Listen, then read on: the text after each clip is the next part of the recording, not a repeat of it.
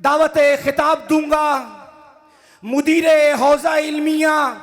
جامعہ عروۃ الوثقی، صدر مجمع المدارس تعلیم الکتاب والحکمہ،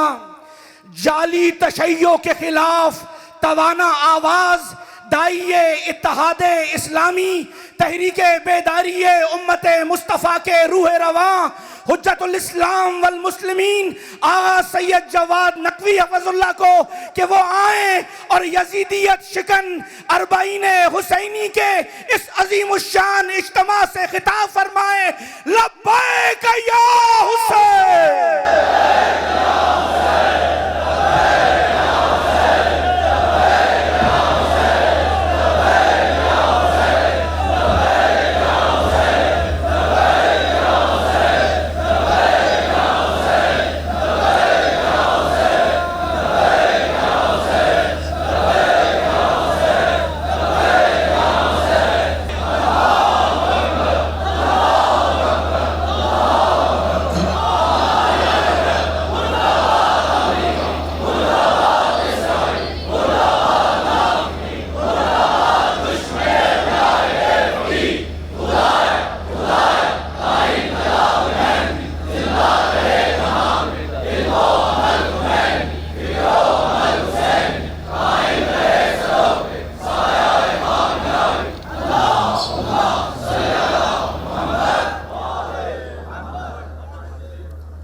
السلام علیکم ورحمۃ اللہ وبرکاتہ۔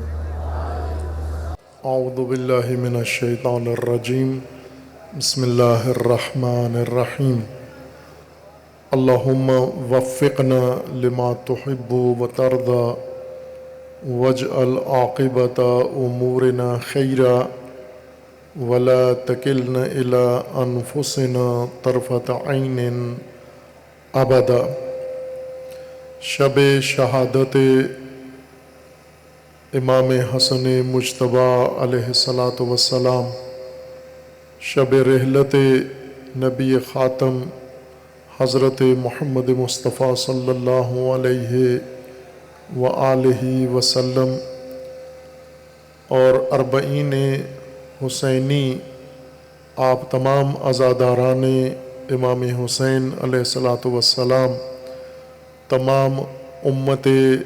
اسلامیہ کو تعزیت و تسلیت عرض ہے،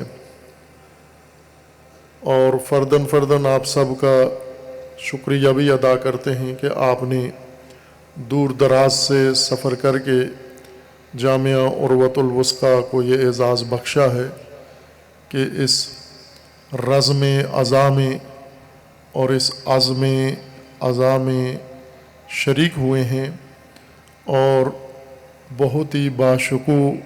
اربعین بھی اور بہت ہی باشکوہ مجلس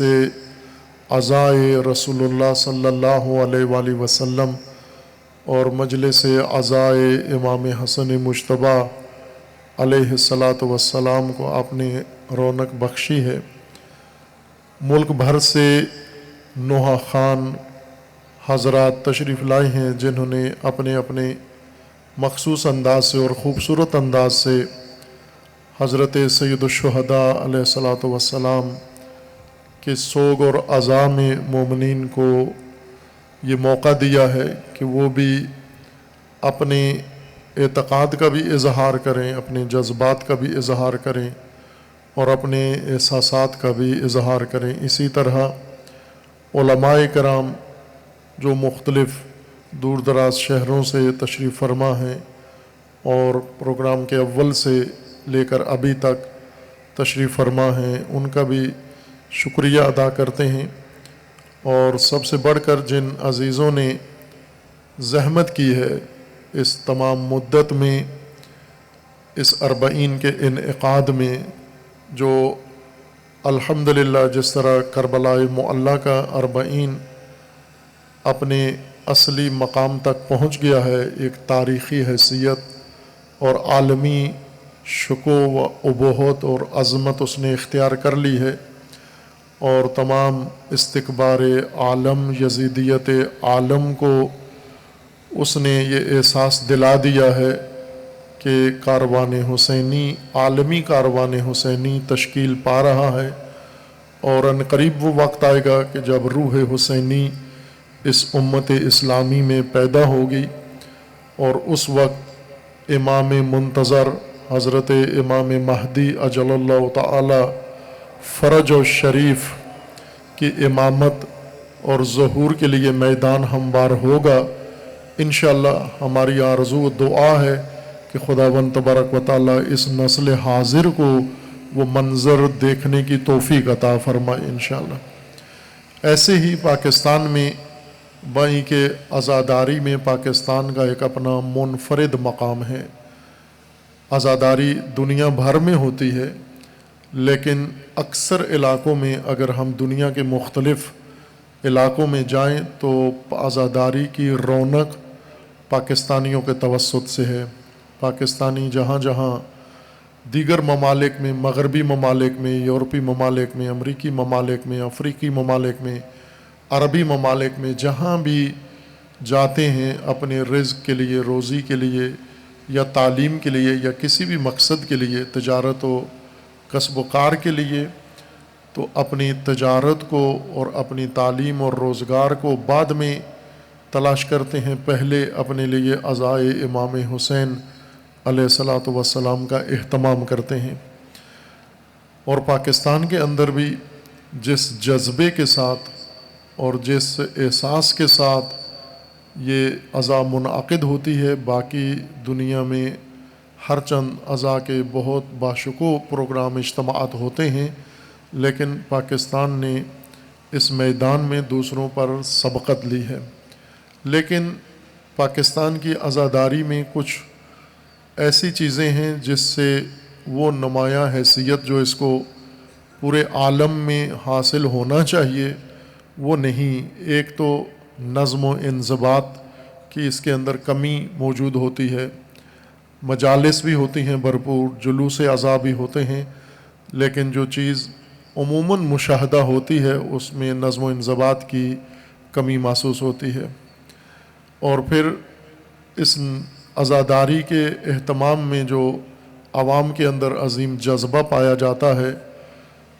امام حسین علیہ الصلاۃ والسلام اور اہل البیت علیہ السلام سے محبت کا، اس کے لیے باقاعدہ طور پر تعلیم و تربیت نہیں ہوئی، یعنی عزاداری ہماری تعلیم کا حصہ نہیں ہے اور ہماری تربیت کا حصہ نہیں ہے۔ تعلیم و تربیت کے ذمہ دار چونکہ مدارس ہیں، دینی مدارس، علمی مدارس، اور خصوصاً تشیع کے مدارس، مکتب اہل البیت علیہ السلام سے تعلق رکھنے والے مدارس، وہ مدارس جو زیادہ تر اکثریت بلکہ سارے اتفاقاً کہا جا سکتا ہے کہ وہ سب کے سب خمس کے پیسے سے اور وجوہات شرعیہ سے قائم ہوئے ہیں، کسی کی وراثت سے نہیں ہوئے۔ ہر چند کچھ اراضی لوگوں نے اپنی وراثت سے وقف کی ہیں، لیکن ان مدارس کی عمارتیں اور ان مدارس کے اندر نظام وہ سارا ان شرعی وجوہات اور رقومات سے تشکیل پایا ہے۔ باوجود اس کے کہ اہل البیت علیہ السلام کے مال سے اور مال امام سے، امام عصر کے مال سے یہ سب کچھ، یہ ڈھانچے بنے ہیں، یہ تعلیم کے مراکز بنے ہیں، تربیت کے مراکز بنے ہیں،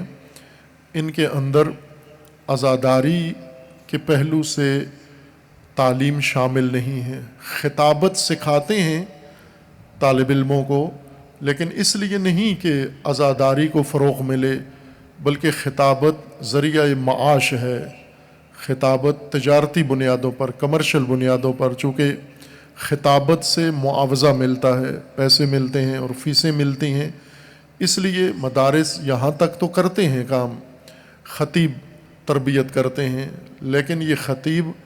جا کر معاوضہ لے کر خطابت کرتے ہیں، پیسہ لے کر امام حسین کا نام لیتے ہیں، امام حسین علیہ السلام کا ذکر کرتے ہیں، مصائب پڑھتے ہیں۔ مدارس نے اس معاملے میں اس کو اپنا فریضہ نہیں جانا، سمجھا نہیں ہے، اور یہ عوام کے سپرد رکھا ہے، اور عوامی حصے میں بھی اپنا حصہ نہیں ڈالا، بلکہ منتظر رہے ہیں کہ عوام عزاداری کا اہتمام کریں، انتظام کریں اور علماء یا طلاب کو دعوت دیں تاکہ یہ مہمان کے طور پر، مدعو مہمان کے طور پر اس عزا میں شرکت کریں، اس بزم عزا میں شرکت کریں۔ لیکن حق یہ بنتا تھا کہ جس طرح دین کی تعلیم کے مراکز مدارس ہیں، اور چونکہ دینی بجٹ سے بنے ہیں، دینی خرچے سے بنے ہیں، دینی مال سے یہ مدارس بنے ہیں، تو پورا دین تعلیم دینا اور دین کی تربیت کرنا ان مدارس کی اصلی ذمہ داری ہے۔ اس میں سے کچھ کام کرتے ہیں مدارس میں، بعض مدارس کے اندر تعلیم دی جاتی ہے، فقہ کی تعلیم دی جاتی ہے، احکام شرعیہ پڑھائے جاتے ہیں، اعتقادات پڑھائے جاتے ہیں، اور اسی طرح کچھ دیگر علوم بھی ساتھ تعلیم دیے جاتے ہیں۔ لیکن ایک موضوع بالکل جو خالی ہے مدارس کے نصاب سے بھی، تعلیم و تربیت سے، وہ عزاداری سید الشہداء علیہ الصلاۃ والسلام ہیں۔ اور اسی وجہ سے عزاداری وہیں کہ پاکستان میں بہت باشکوہ ہے، اور عزاداری کا جذبہ مومنین پاکستان میں دیگر تمام اقوام کی نسبت بہت زیادہ قوی اور شدید و طاقتور ہے، لیکن مدارس کا اس میں کردار وہ نہیں ہے جو ہونا چاہیے تھا۔ جامعہ عروۃ الوثقیٰ الحمدللہ اللہ تعالیٰ کے لطف سے جو ایک نعمت ہے مملکت پاکستان کے لیے، پوری ملت پاکستان کے لیے، نہ صرف تشیع کے لیے بلکہ تمام ملت پاکستان کے لیے۔ ہمارے برادر عزیز آغاز میں شاید پہلے سال ہی یا دوسرے سال برادر علی دیپ رضوی نے حافظہ اللہ، جو بہت ہی انقلابی سوچ بھی رکھتے ہیں، شاعری کرتے ہیں اور اپنا پیغام بڑے احسن طریقے سے دیتے ہیں، انہوں نے جامعہ کے لیے ایک ترانہ لکھا جو ہمارے سابقہ طلاب کو یاد تھا، موجودہ نے سے میں نے کبھی سنا نہیں ہے، جو ابھی اس وقت جامعہ میں ہیں۔ انہوں نے لکھا یہ تھا کہ ترانے کا جو پہلا جملہ تھا وہ یہ تھا کہ عروۃ الوثقیٰ کے بارے میں، اس میں شیعت کی بھلے شیعت کی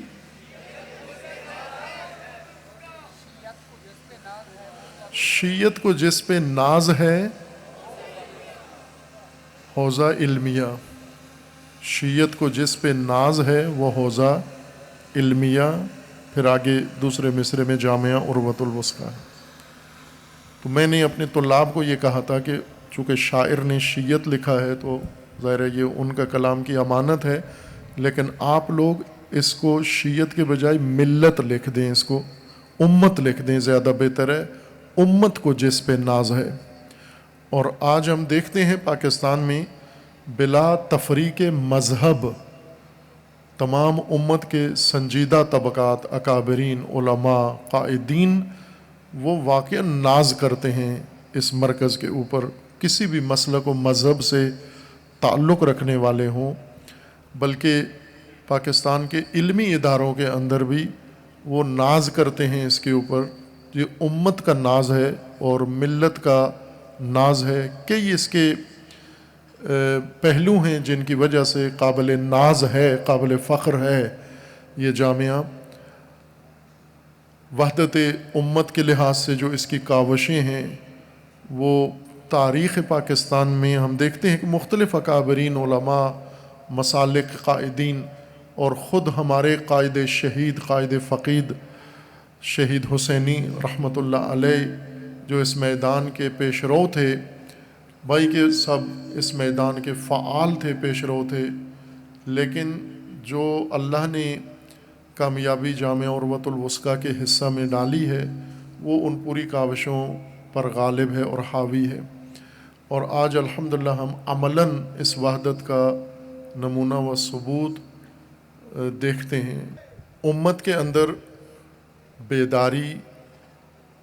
امت کے اندر شعور اجاگر کرنا، یہ بھی جامعہ کا ایک امتیاز ہے۔ بیداری کا علم جامعہ نے اٹھایا اور الحمدللہ اس میں اللہ تعالیٰ نے موفقیت عطا کی ہے، اور خود آپ کا وجود اور ملک بھر میں بیدار و باشعور انسان ہر طبقے کے اندر علماء، اسکالرز، دانشور ہیں، تعلیم یافتہ طبقہ ہے، جوانان ہیں، خواتین ہیں اور مختلف طبقات ہیں عوام میں سے، یہ اس بات کی علامت ہے۔ دوسرے کوشش یہ کرتے ہیں کہ بے شعوری سے فائدہ اٹھائیں، لیکن جامعہ کا ہدف یہ نہیں ہے کہ قوم کی بے شعوری سے فائدہ اٹھا کر مفادات حاصل کریں۔ نہ جامعہ یہ تعلیم دیتا ہے اور نہ یہ عمل جائز سمجھتا ہے، بلکہ اگر قوم کے اندر بے شعوری ہے تو اس کو شعور میں بدلیں۔ ہر چند یہ بہت مشکل کام ہے، دشوار کام ہے کہ بے شعور کو شعور دینا، چونکہ بے شعور کے لیے یہ پسندیدہ کام نہیں ہوتا، اس کو سخت ناگوار گزرتا ہے کہ میری بے شعوری سے فائدہ اٹھاؤ، نہ کہ مجھے شعور دو، یہ شعور اس کو ناگوار گزرتا ہے۔ اور اسی طرح تعلیم و تربیت میں اور دیگر میادین میں اللہ تعالیٰ نے توفیق عنایت کی ہے، اور عزاداری سید الشہداء جو انفرادی طور پر تو یہ قدیم سے شروع ہے، جب سے اللہ تعالیٰ نے توفیق طالب علمی عطا کی ہے۔ کربلا کے سید الشہداء علیہ السلام کے خطبات، آپ کا پیغام، آپ کے فرامین جس حد تک طالب علمانہ حد تک توفیق تھی وہ آپ عزیزوں کے لیے بیان ہوئے ہیں، موضوعات کے لحاظ سے بھی، ترتیب کے لحاظ سے بھی، اور ہو رہے ہیں جب تک اللہ نے توفیق دی انشاءاللہ۔ اور یہ شروع میں یہ میں عرض کرتا تھا جوانوں کو کہ عزاداری کے اندر جو طاقت و توانائی اللہ تعالیٰ نے رکھی ہے، جو مرکزی طور پر حج کے اندر اللہ نے جو حکمت رکھی ہے، وہی حکمت اللہ تعالیٰ نے عزاداری کے اندر بھی رکھی ہے، اور جو فلسفہ حج کا ہے وہی فلسفہ عزاداری کا ہے۔ حج ثواب کے حصول کے لیے نہیں ہے، بلکہ حج بت شکن تیار کرنے کے لیے ہے۔ ابراہیم بت شکن حج حضرت ابراہیم کے عمل اور نقش قدم کو کہتے ہیں۔ جو کچھ حضرت ابراہیم نے کیا اور حضرت ہاجر نے کیا اور حضرت اسماعیل علیہ السلام نے کیا، اللہ تعالیٰ نے اس کو قیامت تک آنے والی انسانیت کے لیے دین بنا دیا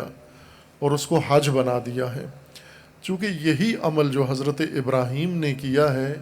یہی انسانیت کو بچا سکتا ہے، یہی دین بچا سکتا ہے، یہی انسان کو شیطان سے محفوظ رکھ سکتا ہے،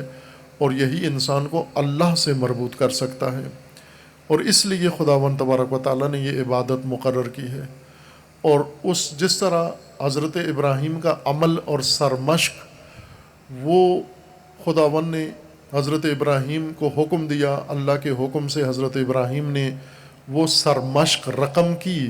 لیکن ایک مرحلے میں جا کر اللہ تعالیٰ نے اس کو روک دیا اور فرمایا کہ یہ ہم نے آخرین کے لیے چھوڑ دیا ہے، اور آپ کا امتحان یہاں مکمل ہو گیا ہے، آپ نے جو کچھ کرنا تھا وہ مکمل ہو گیا ہے۔ اور وہ جس طرح حضرت ابراہیم نے ہر چیز اپنی ذریت میں طلب کی تھی، یہ بھی حضرت ابراہیم کی طلب تھی کہ میری ذریت میں یہ سلسلہ قائم رہے، اور پھر ذریت ابراہیم نے آ کر کربلا میں اس کو تکمیل کیا، اس مرحلے کو جو حضرت ابراہیم کے لیے اللہ تعالیٰ نے روک دیا تھا۔ اس لیے کربلا اور حضرت ابراہیم کا قدم جو آپ نے اسی سرزمین مکہ میں اٹھایا، یہ دونوں ایک ہی سلسلے کی کڑیاں ہیں۔ جیسا علامہ اقبال نے فرمایا ہے، دین کی حقیقت، حرم کی حقیقت اور اسلام کی حقیقت، سارا راز، فرمایا یہ ایک کہانی ہے، ایک داستان ہے جس کا آغاز اسماعیل سے ہوتا ہے اور جس کی انتہا اور تکمیل حسین پر ہوتی ہے۔ بہت سادہ ہے یہ داستان حضرت اقبال کے لیے، اور قوم اقبال کے لیے بھی سادہ ہونی چاہیے، لیکن الجھا دی گئی ہے، لوگوں نے اس کو الجھا دیا ہے۔ اور حضرت ابراہیم کا وہ توحیدی عمل جس کی تکمیل امام حسین علیہ السلام نے کی ہے، اسی کا تسلسل عزاداری ہے، اور عزاداری میں اللہ تعالیٰ نے وہ حکمت رکھی ہے تاکہ اس انسانی معاشرے کے اندر ایسی مزاحمت اور ایسی مقاومت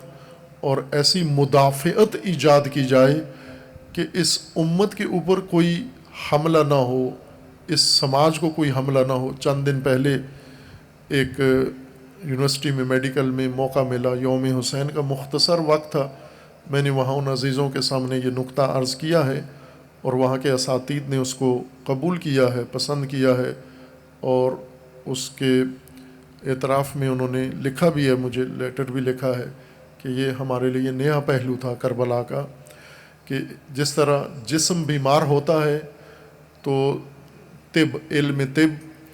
اس جسم کے اندر مدافعت کی قوت کو اضافہ کرتے ہیں۔ خود ڈاکٹر یا میڈیسن نہیں بیماری ٹھیک کرتے، بیماری کو خود جسم ٹھیک کرتا ہے۔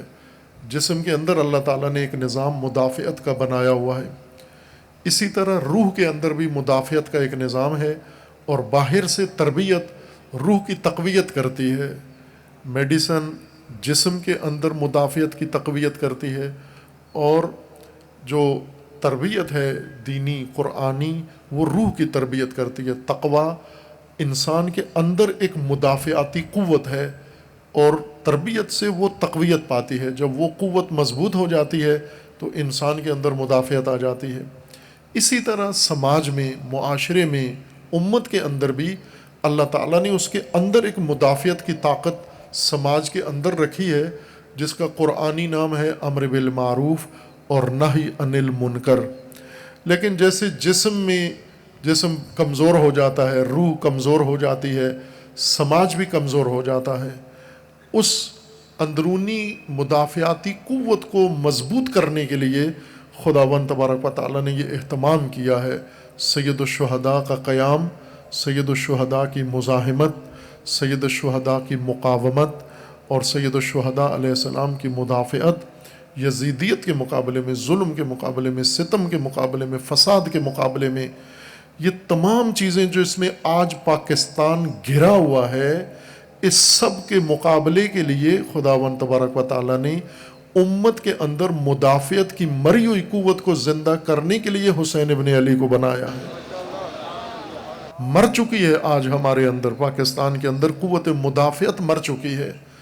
پاکستانی ملت آج کسی سماجی، اجتماعی، سیاسی فساد کی مدافعت، مزاحمت نہیں کرتی، بلکہ قبول کرتی ہے، اس کے ساتھ ہو جاتی ہے، اس کو تسلیم کر لیتی ہے۔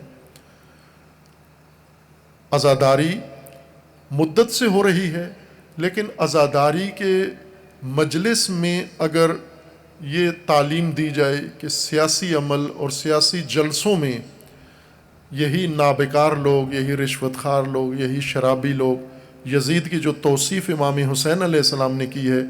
جہاں سے امام نے مقاومت و مزاحمت کا اعلان کیا ہے، یزید کو ڈیفائن کیا ہے امام حسین علیہ السلام نے، یزید کیا ہے، کون ہے۔ ہم دشمن ہیں یزید کے، چونکہ اس نے امام حسین علیہ السلام اور آپ کے خاندان کو مارا ہے۔ امام حسین کیوں دشمن ہے یزید کے؟ امام حسین تو شہادت سے پہلے دشمن تھے یزید کے۔ کیا مشکل تھی؟ امام حسین کو یزید کیوں ناپسند تھا؟ اس وجہ سے نہیں ناپسند تھا کہ خاندان رسول اللہ کو اس نے مارا ہے، چونکہ ابھی تو اس نے ظلم نہیں کیا۔ اس کے باوجود سید الشہداء کو ناپسند تھا۔ وہ سید الشہداء نے بیان کر دیا، کیا ولید کے دفتر میں بیان کیا کہ یزید رجل فاسق، قاتل النفس المحرمہ، شارب الخمر، معلن بالفسق۔ اس وجہ سے امام حسین علیہ السلام کو یزید ناپسند ہے، اور امام حسین علیہ السلام یزید کے دشمن ہیں۔ یہ امام حسین کی دلیل ہے۔ کیوں یزید کے خلاف قیام کیا؟ چونکہ فاسق ہے، چونکہ فاسد ہے، چونکہ معلن بالفسق ہے، چونکہ قاتل ہے، چونکہ شرابی ہے۔ اس وجہ سے امام حسین اس کے دشمن ہیں۔ ہم ان دلیلوں سے یزید کے دشمن نہیں ہیں۔ اگر ان دلیلوں سے یزید کے دشمن ہوتے تو ہر دور کے فاسد، شرابی، قاتل کے دشمن ہوتے ہم۔ لیکن یہ ہمیں تربیت نہیں عزاداری میں سکھائی گئی کہ امام حسین علیہ السلام کیوں یزید کے دشمن ہیں۔ وہ دلیل ہماری ہونی چاہیے۔ لہٰذا ہمیں یہ فاسق نظر نہ آئے، نعوذ باللہ۔ کتنی توہین ہے کہ سیاسی جلسے کے اندر شامل یہ فاسق، یہ شرابی، یہ فاسد، یہ ہمارے پیشہ وروں کو، کسی کو کوئی حبیب ابن مظاہر نظر آ رہا ہے، کوئی مسلم ابن اوسجا نظر آ رہا ہے، کوئی یہ امام کا کوئی ساتھی نظر آ رہا ہے۔ کیا ہو گیا تمہاری عقلوں کو؟ کیا ہو گیا تمہاری آنکھوں کو؟ یہ فیسوں نے تمہاری آنکھیں اندھی کر دی ہیں، دماغ تمہارے معوف ہو گئے ہیں۔ تمہیں فاسق کے اندر حبیب ابن مظاہر نظر آتا ہے، تمہیں فاسد کے اندر مسلم ابن اوسجا نظر آتے ہیں، تمہیں ان فساق کے اندر نظر آتا ہے۔ یہ تو وہ طبقہ تھا جن کے ساتھ ہم ملتے ہیں، جن کے مقابلے کے لیے سید الشہداء نے ہمیں تعلیم دی تھی۔ اس لیے کہ آج پاکستان کی ملت، پاکستان کی امت کسی فساد کے مقابلے کے لیے تیار نہیں ہے۔ تقریریں کرتے ہیں، بیان دیتے ہیں، میڈیا بیان، لیکن عملی طور پر کوئی فساد پاکستان میں روکنے کی پوزیشن میں نہیں ہے ملت پاکستان۔ ملاوٹ نہیں روک سکتے، جھوٹ نہیں روک سکتے، منافقت نہیں روک سکتے، دھوکہ نہیں روک سکتے، فراڈ نہیں روک سکتے، کرپشن نہیں روک سکتے، جنسی فساد نہیں روک سکتے۔ اس قدر جنسی فساد کے اوپر یہ لاپرواہ ہیں کہ ان کے ملک میں، ان کی موجودگی میں، ان کی اسمبلیوں نے، ان کے منتخب لوگوں نے ہم جنس پرستی کا بل پاس کر دیا ہے۔ 5 سال بعد ان کو پتہ چلا کہ ہم جنس پرستی کا بل ہے، ٹرانسجنڈر۔ یہ اس وجہ سے ہوا ہے کہ اس ملت کے اندر مدافعت کی قوت مر گئی ہے، کمزور ہو گئی ہے۔ اس مدافعت کی قوت کو زندہ کرنے کا نام حسین ابن علی ہے۔ یہ عزاداری اس چیز کا نام ہے۔ مدارس کے فرائض میں سے ہے کہ جہاں پر اخلاقی تربیت دیتے ہیں، شرعی تربیت دیتے ہیں، جہاں دیگر امور کے لیے انسانوں کی تربیت کرتے ہیں، وہاں پر امام حسین علیہ السلام کی عزاداری کو بھی تربیت کا حصہ بنائیں اور عزاداری کی بھی تربیت کریں۔ یہ فریضہ ہے، نہ کہ مدارس کا فریضہ یہ ہے کہ خطیب تربیت کریں تاکہ معاوضے پہ مجلسیں پڑھیں جا کر، بلکہ خود مدارس بانی بنے۔ ہم نے مجالس اور عزاداری کی بانیوں کا صف علیحدہ کر دی ہے۔ ان بانیوں نے پیشہ ور کرائے پہ لے کر کرائے کی عزاداری شروع کرا دی ہے،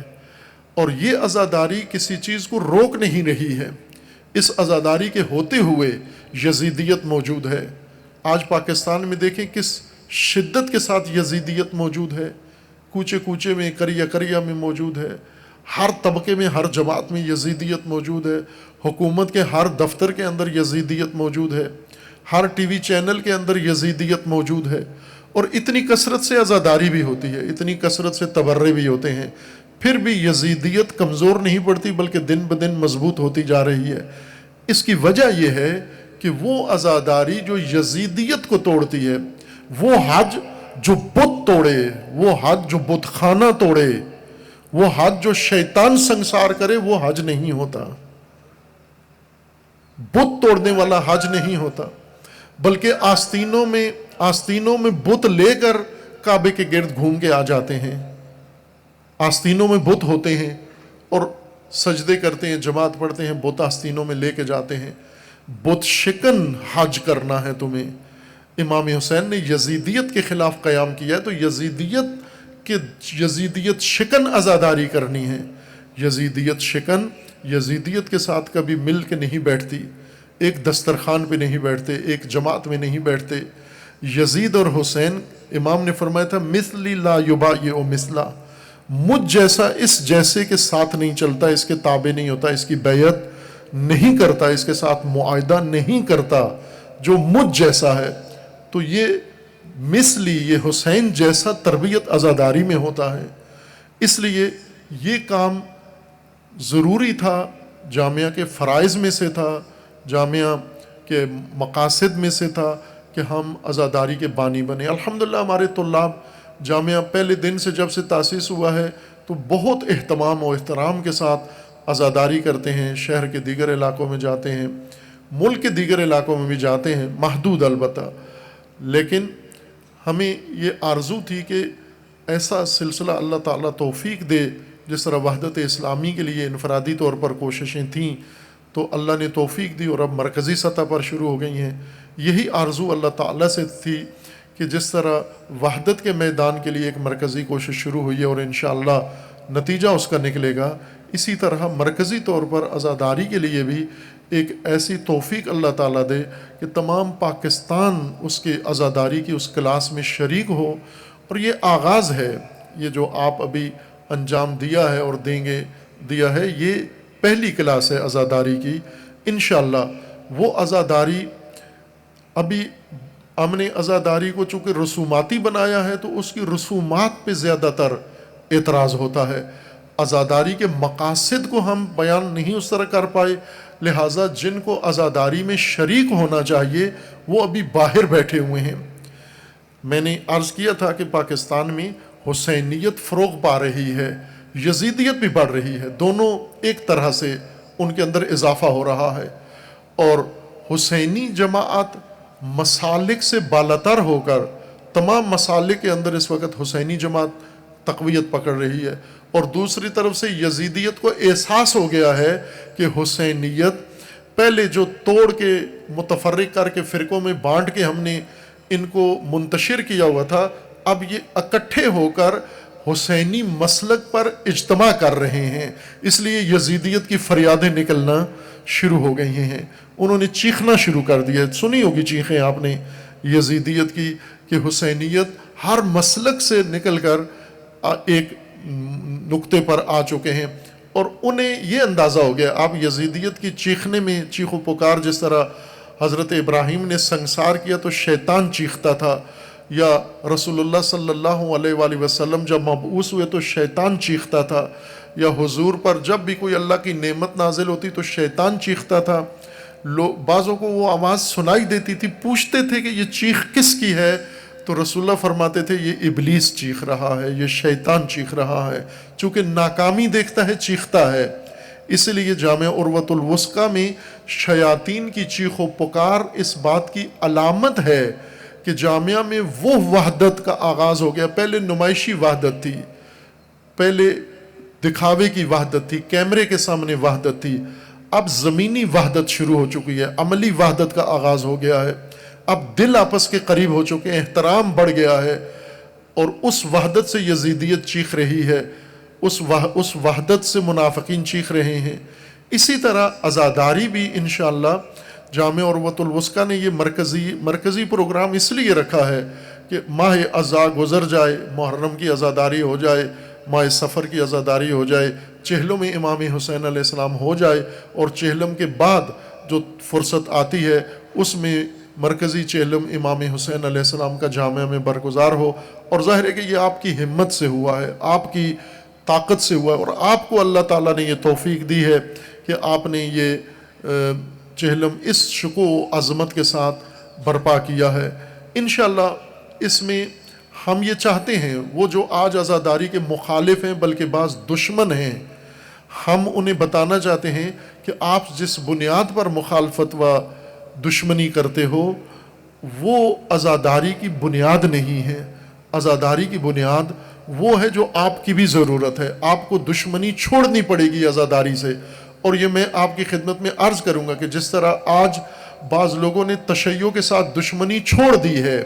جب تشیع کا پاک چہرہ دیکھا ہے تو دشمنی ترک کر دی ہے. انشاءاللہ جب عزاداری کا پاک چہرہ دیکھیں گے، یہ جو آج عزاداری کے مخالف و دشمن ہیں یہ سب عزادار بن جائیں گے انشاءاللہ، یہ شامل ہو جائیں گے. ایک دن آپ دیکھیں گے اسی جامعہ کے اندر یہ جگہ کم پڑ جائے گی، ابھی بھی کم پڑ گئی ہے، اسی سال کم پڑ گئی ہے، اور انتظامی لحاظ سے بھی ممکن ہے آپ کو مشکلات پیش آئیں گی، کچھ بارش نے، موسم نے مشکلات پیدا کی ہیں. لیکن آپ نے یہ جو بنیاد رکھی ہے اس سلسلہ عزاداری کی، یہ رزم عزا ہے، یہ زینبی عزا ہے، یہ عزم عزا ہے انشاءاللہ. اور اس عزا کا ایک نتیجہ یہ نکلے گا کہ جو دشمن ہیں، مخالف ہیں، جب پاک و پاکیزہ عزاداری دیکھیں گے، پاک و پاکیزہ عزادار دیکھیں گے تو وہ دشمنی چھوڑ کر اس کے معاون بن جائیں گے انشاءاللہ، اس کا حصہ بن جائیں گے. اور پھر وہ عزاداری انشاءاللہ پاکستان سے یزیدیت کی جڑیں اکھاڑ کے باہر پھینک دے گی تھی. آج ہے یزیدیت، یہ ہمیں نظر آ رہی ہے، محسوس یزیدیت ہے، لیکن اس کا زیادہ دیر نہیں ہے، اس کو اب زیادہ پاکستان میں موقع نہیں ملے گا پنپنے کا، چونکہ حسینیت، خالص حسینیت، پاک حسینیت، پاکیزہ حسینیت، عاشورائی حسینیت، حسینیت یہ مضمون میں نے پہلے بیان کیا ہے، میں اشارتاً ابھی وقت کم ہے میں عرض کرتا ہوں، حسینیت وہ کام نہیں ہے جو عمر سعد نے کیا ہے امام حسین کے ساتھ، وہ حسینیت نہیں ہے، وہ یزیدیت ہے۔ جو یزید نے، یزید کے لشکر نے جو کچھ کیا ہے وہ یزیدیت ہے۔ انہوں نے اگر پانی بند کیا ہے، پانی بند کرنا یزیدیت ہے۔ حسینیت کیا ہے؟ ہور کا لشکر آیا، امام کے پاس پیاسا تھا، امام نے پانی پلایا اس کو، یہ حسینیت ہے۔ پانی پلانا حسینیت ہے، پانی بند کرنا یزیدیت ہے۔ آگ لگانا یزیدیت ہے، آگ بجھانا حسینیت ہے۔ یہ چیزیں حسینیت کو پرکھیں، یوں نہیں ہے کہ جو کچھ بھی آ کے ہمیں عزا کے نام پہ بتایا جائے، عزاداری کے، تو ہم بھی جوش میں جذبات میں اس کو پہلے دیکھیں کس کا کام ہے، کیا کر رہے ہیں، حسینیت کریں۔ حسینیت کا کام یزید کی ناک خاک میں رگڑنا ہے، اس کو غرور توڑنا ہے، اس کو نابود کرنا ہے، یہ حسینیت ہے۔ اور حسینیت ہی روح عزاداری ہے۔ اور یہ حسینیت جب پاکستان میں زندہ ہو، تجارت کے بجائے حسینیت آ جائے، حسینی معاوضہ نہیں لیتا، حسینی تجارت نہیں کرتا، پیشہ ور نہیں ہوتا، وہ عزادار، وہ 72 عزادار کربلا میں تھے، وہ معاوضے کے لیے نہیں آئے تھے، کسی نے معاوضہ نہیں لیا۔ معاوضے والے کوفہ میں رک گئے، معاوضے والے کسی چوک چوراہے سے واپس چلے گئے، لیکن جو اللہ کو اپنی جان بیچ چکے تھے اور اللہ کی رضا کی خاطر آئے، امام نے ان کو بتایا بھی کہ کل موت ہے تمہاری، آج جا سکتے ہو، لیکن ان میں سے ایک بھی امام کو چھوڑنے کے لیے تیار نہیں ہوا۔ یہ حسینیت ہے، یہ عزاداری ہے۔ اور یہ انشاءاللہ جب پاکستان کے اندر نمایاں ہوگی، پھیل جائے گی، تو پھر آپ دیکھیں کہ وہ طبقہ جو آج عزاداری روکنے کی کوشش کرتا ہے، اس کو محدود کرنے کی کوشش کرتا ہے، وہ خود اس کے ساتھ شامل ہو جائیں گے۔ ہمارا کام یوں نہیں ہے کہ اگر کوئی نافہم مخالف ہو گیا ہے تو ہم اسے اور مخالف بنا دیں، دشمن تر بنا دیں۔ آپ کوشش کریں، پہلے دیکھیں کیوں دشمن ہے، کیوں مخالف ہے۔ اگر امام حسین کے ساتھ بغض ہے اس کو، اگر اہل البیت کے ساتھ بغض ہے اس کو، اگر آل رسول کے ساتھ بغض رکھتا ہے اس کو، یہ یزید ہے، یہ یزیدیت ہے۔ اور یزید و یزیدیت اصلاح نہیں ہو سکتے۔ کوئی یزید کو اصلاح کرنے کی کوشش نہ کرے، عمر ضائع کرے گا، بلکہ اپنی عاقبت بھی ضائع کرے گا۔ جو یزید کی اصلاح و تربیت کی کوشش کرے گا وہ خود یزید ہی بن جائے گا، چونکہ یزید اگر قابل تربیت ہوتا تو امام حسین علیہ السلام اس کو تربیت کرتے، اس کے مزاحمت نہ کرتے، اس کو نابود نہ کرتے۔ یزید قابل تربیت نہیں ہے، اور پاکستان میں یہ نسل کثرت سے پائی جاتی ہے۔ ان کی اصلاح تربیت نہ کریں آپ، لیکن جو غلط فہمی کا شکار ہیں، جو نادانی کا شکار ہیں، ان کی اصلاح ہو سکتی ہے۔ وہ اگر درست طریقہ دیکھیں تو وہ آ جاتے ہیں۔ اور میں اس کے نمونے پیش کر سکتا ہوں، مناسب نہیں ہے میں اس عمومی مجلس میں، اسٹیج میں یہ باتیں کروں یا نمونے بتائیں آپ کو، کثرت سے ہیں، ہر روز مشاہدہ ہوتا ہے کہ ایسے افراد، تعلیم یافتہ افراد، اعلیٰ تعلیم یافتہ افراد، ڈاکٹریٹ تک پڑھے ہوئے، ایم فل کیے ہوئے، پروفیسر یونیورسٹیز کے، لیکچرر یونیورسٹی کے، رائٹرز ہیں، آئے روز ہمیں وہ نمونے مثالیں آتے ہیں، رابطہ کرتے ہیں، بیٹھتے ہیں، سوالات کرتے ہیں، پوچھتے ہیں کہ یہ نقطہ ہم پر واضح کر دیں۔ جب نقطہ واضح ہوتا ہے تو وہیں پر وہ تسلیم ہو جاتے ہیں کہ یہی درست راستہ ہے۔ یہاں ایک بہت بڑے سرکاری اعلیٰ افسر ہیں، میں اشارہ نہیں کرتا، ان کی ملازمت بھی اور ان کے باقی امور کو مشکل نہ پیش آ جائے، وہ اعلیٰ تعلیم یافتہ بھی ہیں اور اعلیٰ عہدے پر بھی فائز ہیں، اور غیر شیعہ ہیں، دیوبند مسلک سے ہیں۔ انہوں نے کہا میں نے جب آپ کی یہ مجالس سننا شروع کی، پیگیری کی، اور حسینیت مجھے سمجھ میں آئی، تو کہا میں سارے یہ ثبوت پروف لے کے اپنے والد صاحب کے پاس گیا، اور والد صاحب کو کہا کہ یہ دین ہے جو میں نے ایک نیا چہرہ دیکھا ہے، ایک میں نے آپ سے سنا تھا، سیکھا تھا، تو ایک یہ چہرہ ہے جو میں آپ کے سامنے رکھ رہا ہوں۔ تو وہ چونکہ زیادہ ذرا کٹر قسم کے تھے اور شیعہ کے ساتھ انہیں نفرت تھی پہلے سے، تو وہ تو بہت برہم ہوئے، تو انہوں نے کہا میں نے 2 ٹوک ان سے کہہ دیا، انہوں نے کہا میں آپ کو بتاتا ہوں کہ یہ بات اب مجھ پر واضح ہو گئی، یہ کھل گئی ہے کہ یا حسینیت درست راستہ ہے، یا پھر اگر حسینیت نہیں رکھنا پھر اپنے آپ کو دھوکہ نہ دو، پھر سیدھے ملحد ہو جاؤ، دہریے ہو جاؤ، کفر اختیار کر لو، شرک اختیار کر لو، پھر کوئی فرق نہیں پڑتا۔ اگر حسین ابن علی کو چھوڑ دیا ہے پھر یہ فرق نہیں پڑتا تم مشرک ہو یا مسلم ہو، اگر حسین کو چھوڑ دیا ہے۔ کہا میں نے اسی طرح وضاحت سے کہا، اور انہیں میں نے موقع دیا کہ آپ اس کا مطالعہ کریں، میں آپ دباؤ نہیں ڈالتا، آپ مطالعہ کریں۔ خوب ظاہر ہے کہ جب کسی کو اتنی کلیئر بات ہو جاتی ہے وہ بلا دھڑک آ جاتا ہے، اس کاروان حسینی میں شامل ہو جاتا ہے۔ انشاءاللہ جس طرح پاکستانیوں کا جذبہ ہے، اگر پاکستانیوں کو حسینیت کی معرفت ہو جائے گی انشاءاللہ تو یہ وہ کام کریں گے، پوری دنیا ناز کرے گی انشاءاللہ، پوری دنیا ناز کرے گی، پورے امت اسلامیہ انشاءاللہ پاکستان کے ان حسینیوں عزاداروں پر ناز کریں گے، اور یہ قابل ناز ہیں انشاءاللہ۔ صرف وہ علامہ اقبال نے جیسے فرمایا تھا، ذرا نم ہو یہ مٹی بڑی زرخیز ہے ساقی، یہ جذبہ ہی ان کو لے کر آیا ہے کہ دور دراز سے سفر کر کے اپنے آرام سکون چھٹی اپنی قربان کر کے آئے ہیں سید الشہداء علیہ الصلوۃ والسلام کے اس مشن میں، جامعہ عروۃ الوثقیٰ میں انہوں نے شرکت فرمائی ہے۔ میں پھر آپ سب کا شکریہ ادا کرتا ہوں، منتظمین کا، جنہوں نے یہ انتظام کیا ہے، جنہوں نے دن رات محنت کر کے یہاں ماحول، خصوصاً طلاب نے جو بہت محنت کر کے آپ کے لیے یہ ماحول بنایا ہے، اور اسی طرح آپ کے علاقائی جو کوآرڈینیٹر تھے جنہوں نے آپ کو یہاں آنے میں کوئی سہولت پہنچائی ہے یا رابطہ کیا ہے، اسی طرح دیگر انتظامی مختلف شعبوں میں ایک لمبی فہرست ہے جنہوں نے یہ باشکوہ اہتمام کیا ہے، اور اسی طرح جو دیگر ادارے ہیں جنہوں نے اس عزاداری کے انعقاد میں تعاون کیا ہے، ان سب کا میں شکریہ ادا کرتا ہوں۔ اور انشاءاللہ ایک وقت آئے گا کہ پاکستان کے کوچے کوچے میں اس طرح یہ پاکیزہ زینبی اور حسینی عزاداری ہوگی، اور ساری امت اس کے اندر انشاءاللہ شامل اور شریک ہوگی۔ ابھی اذان ہوگی، اذان کا وقت قریب ہے، اذان صبح کا۔ آپ تمام عزیزان مسجد میں یا جہاں بھی نماز کا اہتمام ہے، ظاہراً گراؤنڈ میں تو مناسب نہیں ہوگا، مسجد میں نماز پڑھیں گے، نماز کے بعد ناشتہ ہے، سب کے لیے ہے، اور جنہوں نے آرام کرنا ہے مسجد کے بیسمنٹ میں آرام کریں وہاں پر، اور جنہوں نے سفر کرنا ہے نماز پڑھ کے ناشتہ کر کے، ہماری دعا ہے کہ اللہ تعالیٰ خیر عافیت کے ساتھ، امن و امان کے ساتھ آپ کو اپنے حفظ و پناہ میں، اپنے گھروں میں، اپنے شہروں میں، اپنے مقاصد تک انشاءاللہ آپ کو خداوند تعالیٰ اپنے خاندان میں صحیح و سالم پہنچائے انشاءاللہ، اور اللہ تعالیٰ یہ آپ کی عبادت قبول فرمائے،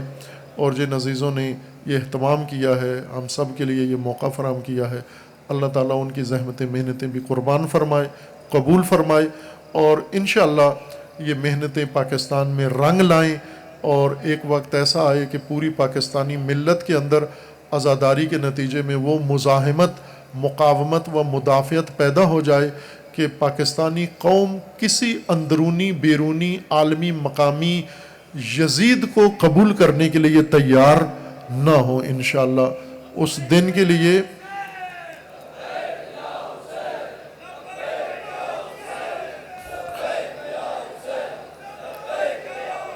بلے ماشاءاللہ جذبہ آپ کے عروج پر ہے ابھی، اور آپ اس کو ذرا، اذان بھی شروع ہو گئی ہے، مختصر شعار دے تاکہ اذان میں مزاحم نہ ہو، سب عزیزان مل کر یکصدا ہو کر یہ شعار امام حسین علیہ السلام ہے، ہیہات من نزل اللہ،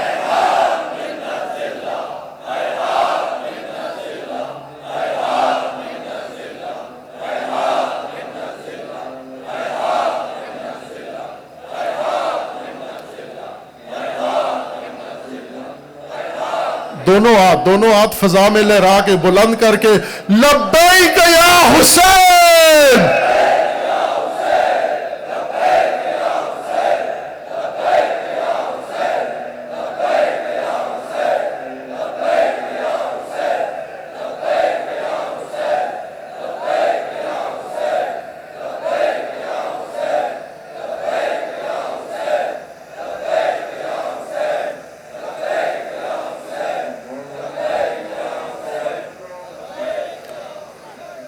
اللہ تعالیٰ آپ سب کو سلامت رکھے، حفظ و امان میں رکھے انشاءاللہ۔ انتظامیہ مہمانوں کو رہنمائی کریں، وضو کی جگہ مشخص ہیں، وضو کریں، جماعت میں شرکت کریں، ناشتہ، اور جنہوں نے آرام کرنا ہے انہیں آرام کے لیے جگہ مہیا کریں، جنہوں نے سفر کرنا ہے ان کے لیے سفر کا جو بندوبست اہتمام ہے وہ کریں انشاءاللہ۔ اللہ تعالیٰ اپنے حفظ و امان میں محفوظ فرمائے انشاءاللہ۔ والسلام علیکم ورحمۃ اللہ وبرکاتہ۔